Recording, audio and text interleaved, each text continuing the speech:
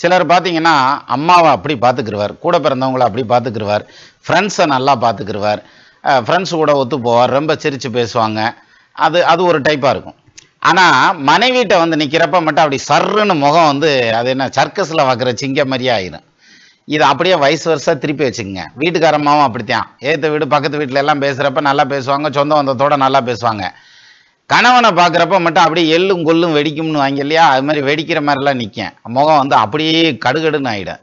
இது யாருக்கு அப்படின்னம்னாக்க, நீங்கள் என்ன லக்ன ராசியாக வேணாலும் இருங்க, அதாவது கடகத்தில் சுக்கிரன் இருக்குன்னு வச்சுக்கோங்க.